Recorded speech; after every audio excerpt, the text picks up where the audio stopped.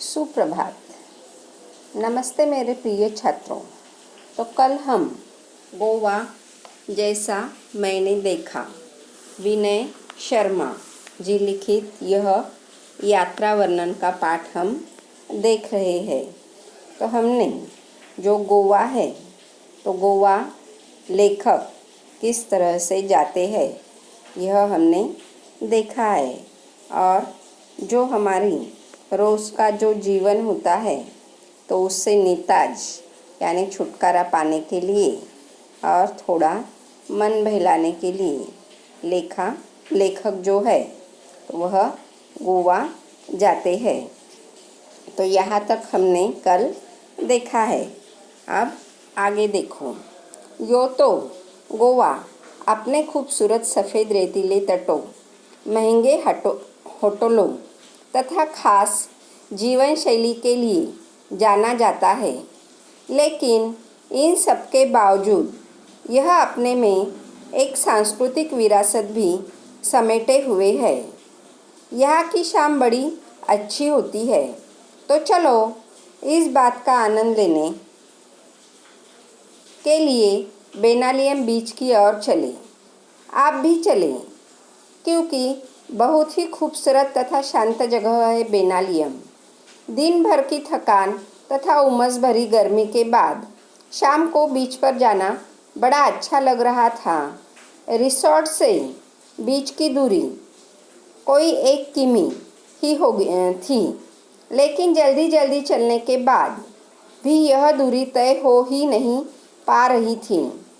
अरब सागर देखने का उत्साह बढ़ता ही जा रहा था। तभी अचानक लहरों की आवाज़ सुनाई दी, जो किसी रणभेदी की तरह थी। हम सभी दौड़ पड़े। सड़क पीछे छूट गई थी, इसलिए रेत पर तेज़ी से दौड़ना मुश्किल हो रहा था। फिर भी धंसे हुए पैरों को पूरी ताकत से उठा कर भाग रहे थे। खूबसूरत समुंदर देखते ही मैं उससे जाकर लिपट गया। इधर बच्चे रेत का घर बनाने में जुट गए। लहरें उनका घर गिरा देती तो वे दूसरी लहर आने के पहले फिर नया घर बनाने में जुट जाते। यही क्रम चलता रहा। मैंने इन बच्चों से सीखा कि जीवन में आशावाद हो तो कोई काम असंभव नहीं है। शाम गहराने पर हम किनारे पर बैठ गए, मानो हर लहर कह रही हो कि बनने के बाद मिटना ही नियति है। यही जीवन का सत्य भी है।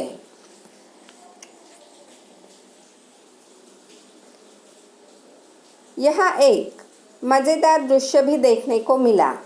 लहरों की आवाज़ के बीच पक्षियों की टी टी टी की आवाज़ भी आपका ध्यान अपनी ओर खींच लेती है।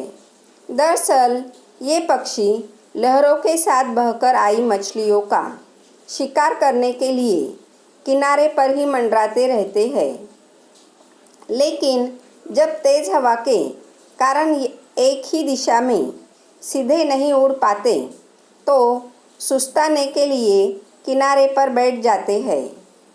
यहाँ बैठे कुत्तों को इसी बात का इंतज़ार रहता है। मौका मिलते ही वे इन पर झपट पड़ते हैं, लेकिन बेचारे कुत्तों को सफलता कम ही मिल पाती है।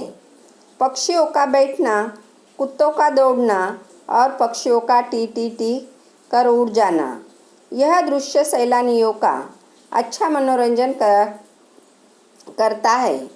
इधर जैसे ही सूर्य देवता ने विदा ली, वैसे ही चंद्रमा की चांदनी में नहाकर समुद्र का नया ही चेहरा नज़र आने लगा। तब समुद्र स्याह और भयावह दिखने लगा। तो अब जो लेखक है तो लेखक कहते हैं कि जो गोवा है तो गोवा यह जो शहर है तो यह जो राज्य है तो यह हम देखते हैं कि खूबसूरत रेतीले तटों के लिए और उसी के साथ महंगे होटल और ख़ास जीवन शैली के लिए जाना जाता है। और अब यहाँ पर लेखक आने के बाद लेखक सबसे पहले बेनालियम बीच जो है तो वह देखने के लिए निकलते हैं। यह बेनालियम बीच जो है तो बहुत ही खूबसूरत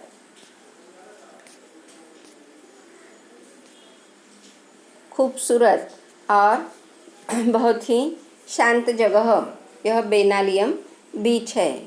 लेखक कहते हैं कि दिन भर वह रात भर जो प्रवास कर आए थे तो वह दिन भर थके हुए थे और थकान और उमस भरी गर्मी के बाद शाम को वह रिसॉर्ट के बाहर निकलते हैं और रिसॉर्ट और यह जो बेनालियम बीच है तो इसका अंतर जो है तो सिर्फ 1 किलोमीटर का ही है। इसलिए वह चलते चलते ही बेनालियम बीच की ओर निकल पड़ते हैं। तो यह जो बेनालियम बीच की ओर जब लेखक निकलते हैं तो ऐसा लगता है कि उन्हें यह बीच जैसे कि बहुत दूर है। कितनी भी जल्दी वह चले फिर भी वह बीच आने का नाम नहीं ले रहा है। और फिर अचानक उनको लहरों की आवाज़ सुनाई देती है और वह किसी रणभेदी की तरह उन्हें लगती है। रणभेदी यानी क्या? तो जो युद्ध के पहले के ज़माने में नगाड़े बजते थे तो उस तरह से यह लहरों की आवाज़ उन्हें सुनाई देती है। और फिर उस समय जो उनका परिवार है तो वह लहरों की आवाज़ सुनकर सभी समुंदर की ओर दौड़ पड़ते हैं। मगर हम देखते हैं कि रेत जो होती है तो रेत में दौड़ना मुश्किल होता है।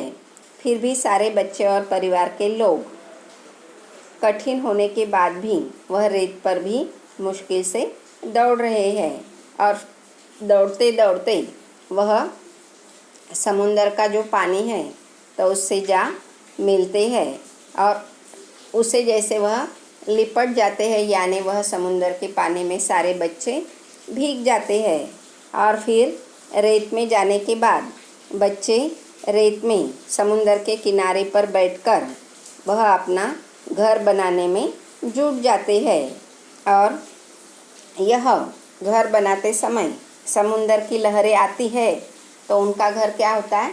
टूट जाता है और फिर से वह बच्चे जो है तो फिर से घर बनाने में जुट जाते हैं। तो यही क्रम वहाँ पर चलते रहता है और लेखक उनकी ओर देखकर सोचते हैं कि यह क्रम बच्चों का देखकर बच्चों से जैसे कि लेखक को सीखने को मिला है कि हमें हमेशा आशावाद यानी सकारात्मक विचार हमारे होने चाहिए और यदि हमारे पॉजिटिव थिंकिंग होगी तो असंभव कुछ भी नहीं होता है। इस तरह से लेखक समंदर की ओर देखकर सोचने लगते हैं और यह भी सोचते हैं कि जो प्रकृति होती है कि बनाने के बाद मिटाना यह उसकी नियति होती है।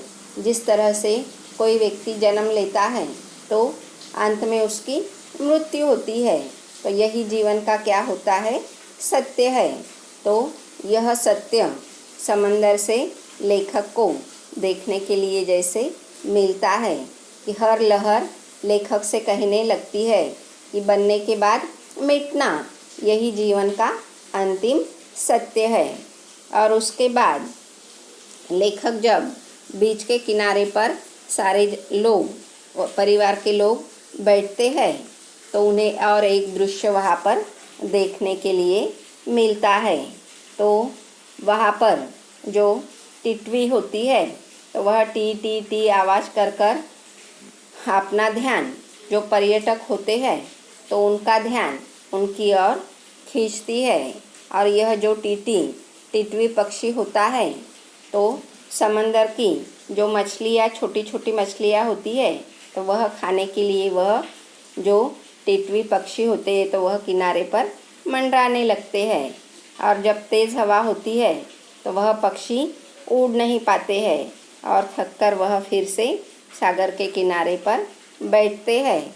और उस समय वहाँ पर जो कुत्ते बैठे होते हैं तो वह टिटवी जब बैठती है नीचे तो जैसे कि उन्हें पकड़ने के लिए, खाने के लिए भागते हैं और उस समय वह टिटवी उड़ जाती है।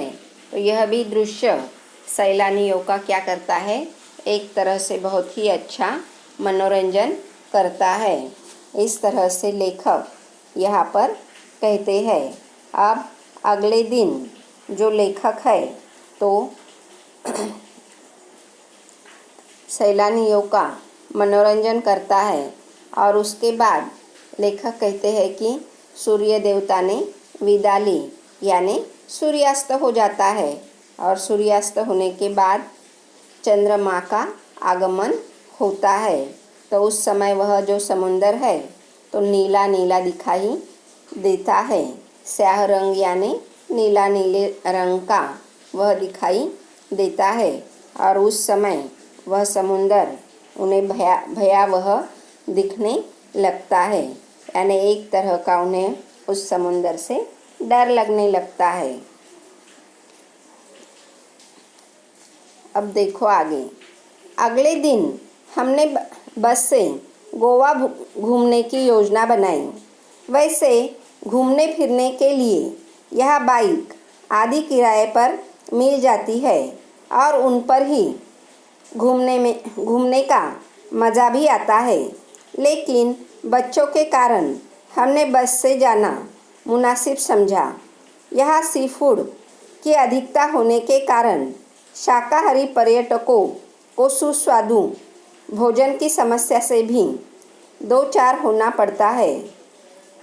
काफ़ी भटकने के बाद अच्छा भोजन मिल गया तो समझो किस्मत, और जेब तो ढीली हो ही गई।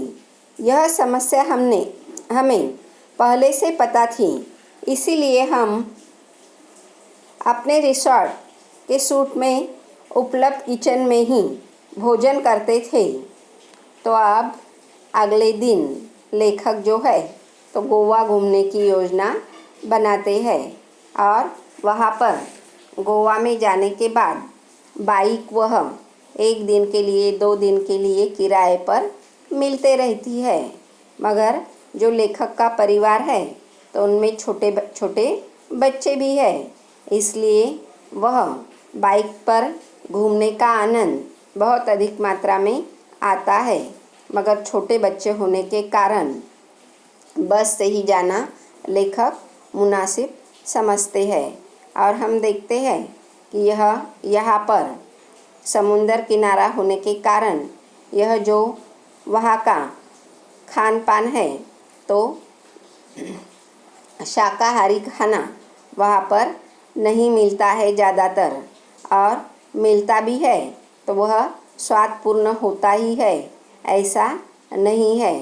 तो स्वादपूर्ण भोजन के लिए वहाँ पर जूझना पड़ता है और काफ़ी भटकने के बाद भी यदि अच्छा भोजन मिल जाए तो वह आपका नसीब, किस्मत यानी नसीब ही है। और जेब तो ढीली करनी ही होती है।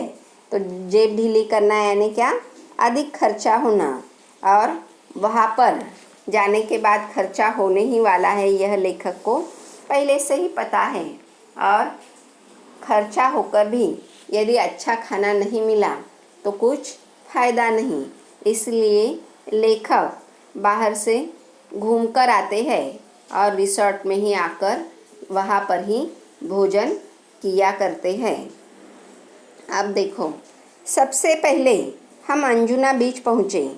गोवा में छोटे बड़े करीब 40 बीच है, लेकिन प्रमुख 7 या 8 ही है।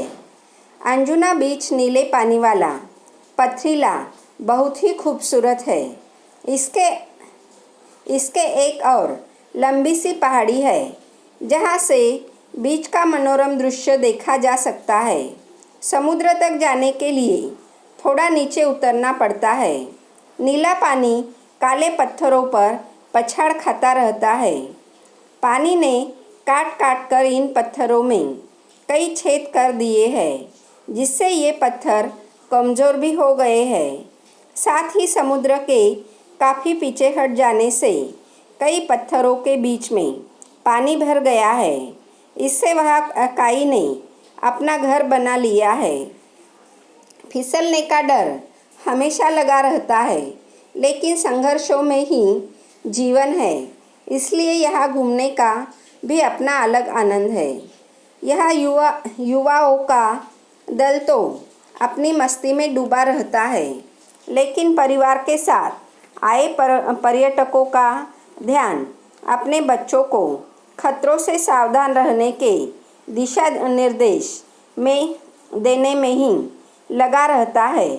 मैंने देखा कि समुद्र किनारा होते हुए भी बेनालियम बीच तथा अंजुना बीच का अपना अपना सौंदर्य है। बेनालियम बीच रेतीला तथा उथला है। यह मछुआरों की पहली पसंद है। यहाँ सुबह सुबह बड़ी मात्रा में मछलियाँ पकड़ी जाती है, लेकिन मज़े की बात यह है कि इतनी सारी मछलियाँ स्थानीय बाज़ारों में ही बेची जाती है। इनका निर्यात बिल्कुल भी नहीं होता है। इसके विपरीत अंजुना बीच गहरा और नीले पानी वाला है। यह बॉलीवुड की पहली पसंद है। यहाँ कई हिट फिल्मों की शूटिंग हुई है। दोनों बीच व्यावसायिक है, पर मूल अंतर व्यवसाय की प्रकृति का है। इसके बाद हम लोग दिन भर पणजी शहर देखते रहे। अब जो लेखक है तो अंजुना बीच देखने के लिए निकले हैं। तो लेखक कहते हैं कि यहाँ पर छोटे बड़े करीब 40 बीच है, मगर उसमें से प्रमुख सिर्फ 7 या 8 बीच पर ही ज़्यादातर लोग घूमने के लिए जाते हैं। जो अंजुना बीच है तो नीले पानी वाला और बहुत पथरीला बीच है। जो नीला पानी है तो वह बहुत ही खूबसूरत दिखता है, और इससे एक और लंबी सी पहाड़ी जहाँ से यह मनोरम दृश्य देखा जा सकता है। और यह जो नीला पानी वाला बीच है तो पत्थरों पर जो नीला पानी समुंदर का पानी बहकर आता है तो पत्थरों पर वह पानी टकराता है, पछाड़ खाता है, और यह बार बार जो समुंदर के किनारे पर जो लहरें आती है तो वह लहरें इन पत्थरों को लगने के कारण जो पत्थर है तो उनमें छोटे छोटे छेद हुए हैं, और काई ने उनमें अपना घर बना लिया है। फिर भी जो युवा वर्ग है तो युवा वर्ग इसी अंजुना बीच पर यहाँ पर घूमने के लिए आता है, और आनंद जो होता है तो वह महसूस वहाँ पर आने के बाद युवा वर्ग महसूस करने लगता है। और जो परिवार के साथ पर्यटक आते हैं तो वह अपने बच्चों में ही उन्हें दिशा निर्देश करने में ही लगे रहते हैं। यानी पूरा ध्यान जो परिवार के साथ लोग आते हैं तो अपने बच्चों में ही उनका पूरा ध्यान लगा रहता है। तो अंजुना बीच का सौंदर्य भी बहुत ही अच्छा है, इस तरह से लेखक कहने लगते हैं। अब जो बेनालियम बीच है और अंजुना बीच है तो इसमें क्या क्या अंतर है, लेखक कहते हैं कि बेनालियम बीच यह जो है तो उथला है और मछुआरों की पहली पसंद यह बेनालियम बीच है। तो सुबह सुबह ही बहुत बड़ी मात्रा में वहाँ पर मछलियाँ पकड़ी जाती है, और मज़े की बात तो यह है कि जितनी भी मछलियाँ पकड़ी जाती है तो स्थानीय बाज़ारों में ही यानी गोवा के बाज़ार में ही वह सारी मछलियाँ बेची जाती है। उसका निर्यात किया नहीं जाता है, यानी गोवा के बाहर वह मछलियाँ भेजी नहीं जाती है। और जो अंजुना बीच है तो नीले पानी वाला यह जो बीच है तो वहाँ पर बॉलीवुड की पहली पसंद है। तो वहाँ पर बहुत सारे फिल्मों का शूटिंग यह होते रहता है। तो दोनों बीच अलग अलग होकर भी दोनों भी बीच कैसे है, बहुत ही सुंदर है। और उसके बाद लेखक जो है तो पणजी शहर यह देखने के लिए निकलते हैं। हम देखते हैं यह जो यहाँ पर मैंने फ़ोटो दिखाया है तो यह अंजुना बीच का है। तो पणजी शहर लेखक देखने के लिए निकलते हैं। हम देखते हैं कि वहाँ पर बहुत बड़े बड़े 2 चर्च है और अलग अलग यह मंदिर भी है। अब इसके आगे का भाग हम कल की तासिका में देखेंगे। तो यह जितना भाग मैंने पढ़ाया है तो वह सारा भाग आपको पढ़ना है। तो धन्यवाद छात्रों।